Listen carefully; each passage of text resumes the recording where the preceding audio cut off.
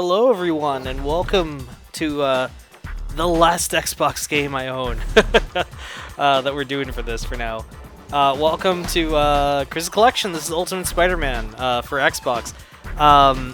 And this game's actually really good. I like it a lot. But man, there's been so many better Spider-Man games since then. What is the origin behind this? Well, it's really funny, actually. So, basically... Oh, wait, no. Oh, crap. Basically, I used to be in a band. And we was all hanging out, as one would do. And so we were in a band, and it was fun. And we were just in between, like, doing stuff. And my friend, his nickname is Hota. My friend Hota was playing a Spider-Man game, or he was like showing us off this like new Spider-Man game he had gotten.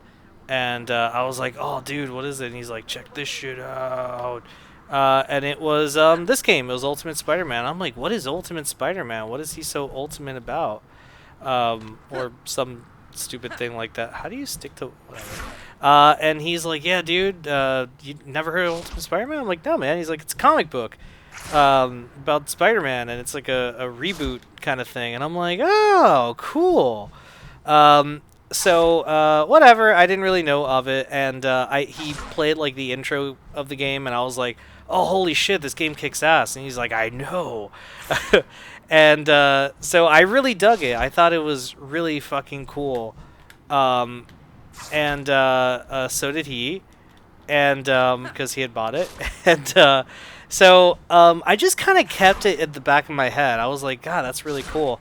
And then years later, years, like my band had, we weren't together anymore. We're still friends, but, well, some of us anyway. Some of us moved, some of us just lost touch. And my friend Holta, though, he and another band member were friends. And yeah, he was like, I mean, I was at a Kmart with my then, I think, girlfriend, now wife. I don't think we were engaged at that point. We were still boyfriend and girlfriend. And we were at Kmart, and I'm like never at fucking Kmart. And I think this was like a Kmart clearance. Like they were just trying to get rid of everything. And I shit you not, I see for like an astronomically low price. I'm pretty sure it was like $5 or something. It was this game, and I'm like, oh man, I remember, dude. This is the game I played at my friend's house. It's awesome. And so I bought it. I'm like, $5, $5 make you holler. I'll buy that shit. And so I bought it, and I loved it. I thought it was so fun, and I beat the game. And I think I was like reading on the message boards or something that this game is canonical. I don't know if this is still the case, but I think I read that this game is canon to the comics. I don't know if it still was. And so one day I said, you know what, fuck it. And I was like really into Amazon at the time, and I bought one of the trade paperbacks of like the first, like comics or whatever, of Ultimate Spider-Man, and I loved it. I thought it was so awesome, and it actually began like a huge love I had for Ultimate Spider-Man. I ended up reading the entire series, like everything that they had released. And then I know Miles Morales happened, and the thing is, I get like really tired of the comics, like the Marvel comics sometimes, because I feel like, for me anyway, I feel like they just kind of eventually go around in circles. Like they kill, spoilers, actually spoilers, but they kill this Peter Parker, and then I think he comes back later. And I'm like, well, why kill him? And they do that all the time. They kill a character, and then they introduce a replacement, and then we're like, well, I guess this is the new whoever, Spider-Man or Hulk or Wolverine or whoever the fuck died.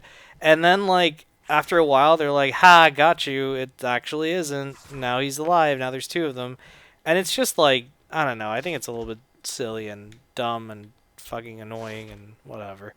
Anyway, but I love how I loaded up. I'm pretty sure I beat the game, so this is just like a completed save file. But anyway, guys, well, thank you so much for hearing out my story. it's a good game. I definitely recommend it. The problem is there's so many other good Spider-Man games that's But anyway, guys, thank you so much. This is it for the Xbox. I don't really have a lot of Xbox games, so I always knew this was going to be kind of like a quick detour kind of thing.